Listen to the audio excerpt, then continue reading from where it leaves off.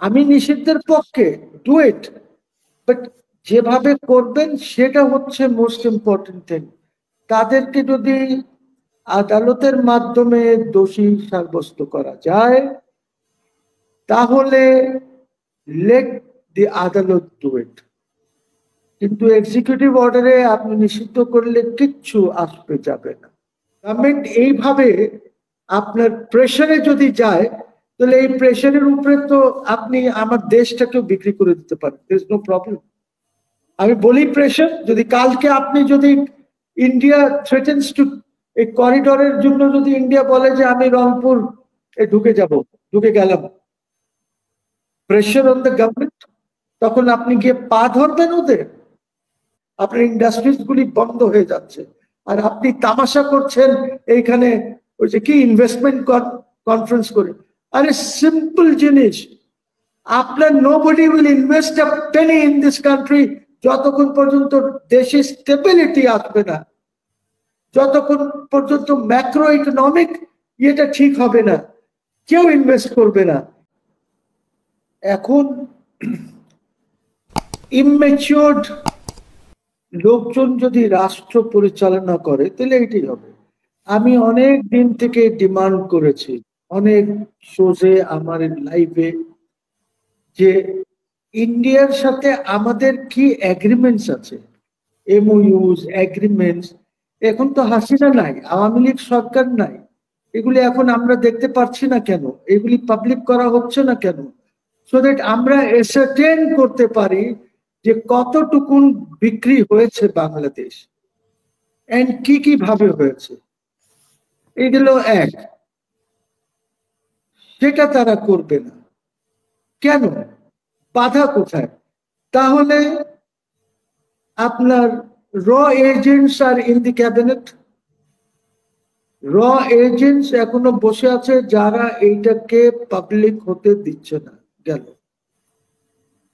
আমরা আওয়ামী লীগ কি আপনি বা আমরা কেউ এইখানে আমার বুকের উপরে হাত রেখে কি বলতে পারবো যে আওয়ামী লীগকে নিষিদ্ধ করে দিলে আওয়ামী লীগের সাপোর্টার্স থাকবে না? আওয়ামী লীগের তো অনেক সাপোর্টার আছে, কোটি কোটি সাপোর্টার আছে। আজকে ছেড়ে দেন, তারপরে দেখেন কি কি হয়। নিষিদ্ধ করলে কি তারা বের হবে না? আমি নিষিদ্ধ করে দিলাম, তারপরে কি হবে? Can you stop them? They have got muscle, they have got money পাওয়ার।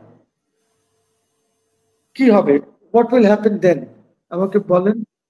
আমরা কি এটা এটা বিশ্বাস করি যে আওয়ামী লীগ ব্যান করলে ওদের কোনো সাপোর্টার থাকবে না, ওদের কোনো লোকজন আর থাকবে না?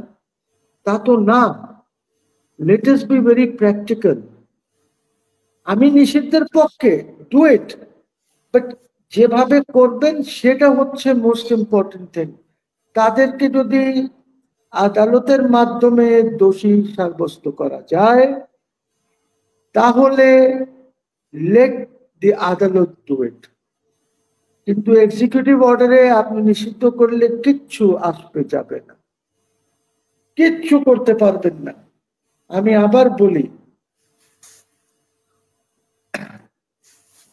বঙ্গবন্ধু শেখ মুজিবুর রহমানের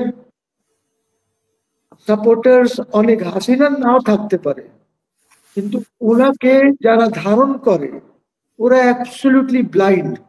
আর এইটার দায়দা যে কম তা না।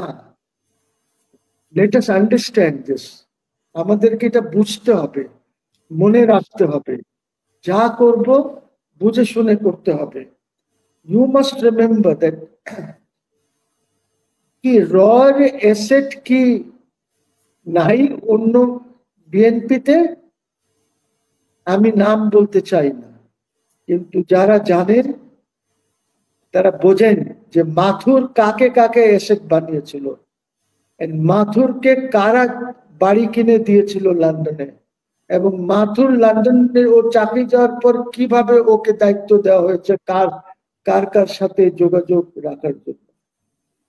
তো don't tell me for god sake যে ওদের এ নাই।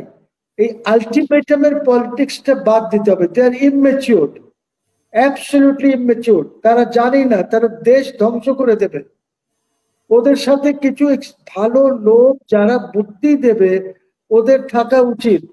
দেখেন, এখন আপনার উপদেষ্টা বলে দিয়েছে না পাবলিকলি যে 2000 লোক মারা যায় নাই, বলেছে না মাহফুজ?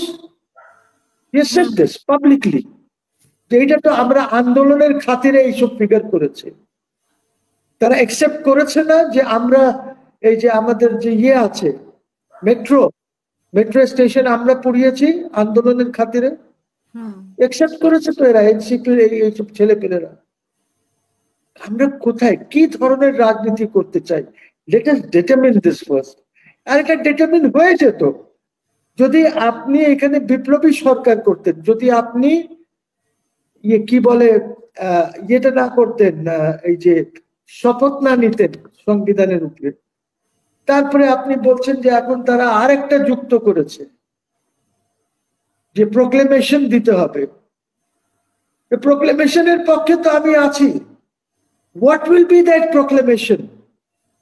ওই প্রোক্লেমেশনটার কি থাকবে, কি কি লিখতে হবে প্রোক্লেমেশনে?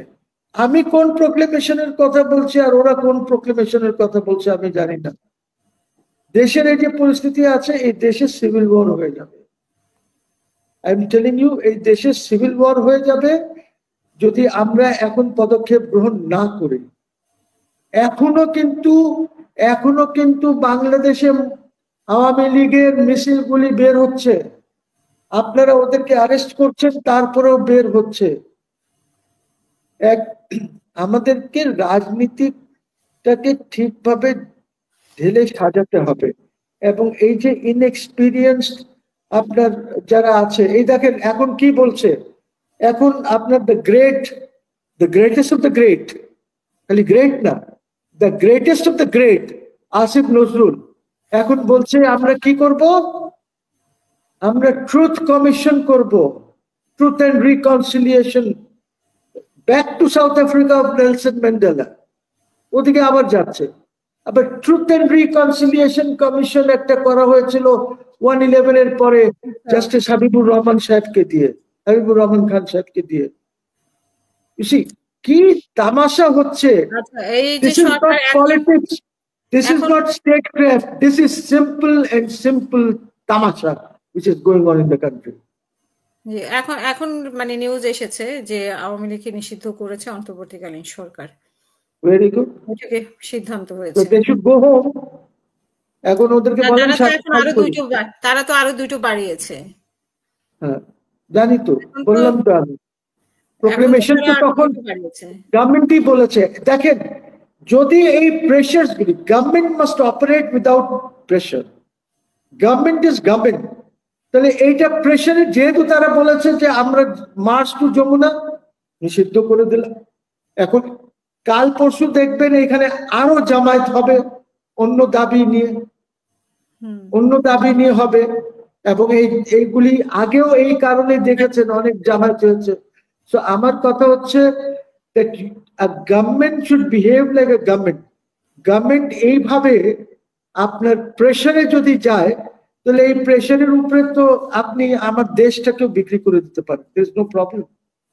আমি বলি প্রেশার, যদি কালকে আপনি যদি ইন্ডিয়া থ্রেটেন্স টু এই করিডোরের জন্য যদি ইন্ডিয়া বলে যে আমি রংপুর ঢুকে গেলাম, প্রেশার অন দ্য গভর্নমেন্ট, তখন আপনি গিয়ে পা ধরবেন ওদের? Not to do it. যদি ফেরি করিডোর নিয়ে শুরু হয়, আপনি কি করবেন? আফটার অল ওদের আর্মি, ওদের ফোর্সেস ইজ মোর ইম্পর্টেন্ট। আপনি জনগণকে নিয়ে যাবেন, তারা কোনো তোয়াক্কা করবে না। সো আমাদেরকে রাষ্ট্র কিন্তু চলতে হয় জিও পলিটিক্যাল, জিও ইকোনমিক্স, আপনার ইকোনমি দেখে, আপনার সিকিউরিটির সিচুয়েশন দেখে আপনাকে সিদ্ধান্ত নিতে হবে। So the government has again succumbed to mobocracy. ধন্যবাদ। আপনার কাছে মানে জুলাইয়ের ঘোষণাপত্র যে ওরা মানে যুক্ত করেছে, এটা কি আসলে সম্ভব মানে এখনকার পরিস্থিতিতে? আমি জানি না what is in their mind, কিন্তু যদি আপনি আমাকে বলেন তাহলে I will come out with a proclamation of emergency and এই সংবিধানকে বাতিল করে দেব। অসংখ্য ধন্যবাদ। আমি Restore security, law and order in the country. দেশে কিন্তু কোনো law and order নাই, সিকিউরিটি নাই, যার জন্য আপনার ইকোনমি ফেল করছে, খুব দ্রুত ফেল করছে আপনার ইকোনমি।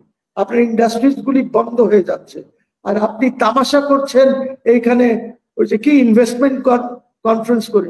আরে সিম্পল জিনিস, আপনার nobody will invest a Penney in this country যতক্ষণ পর্যন্ত দেশে স্টেবিলিটি আসবে না, যতক্ষণ পর্যন্ত ম্যাক্রো ইকোনমিক ইয়েটা ঠিক হবে না, কেউ ইনভেস্ট করবে না, ইভেন ইন্টারনাল ইনভেস্টমেন্ট হবে না। ধন্যবাদ।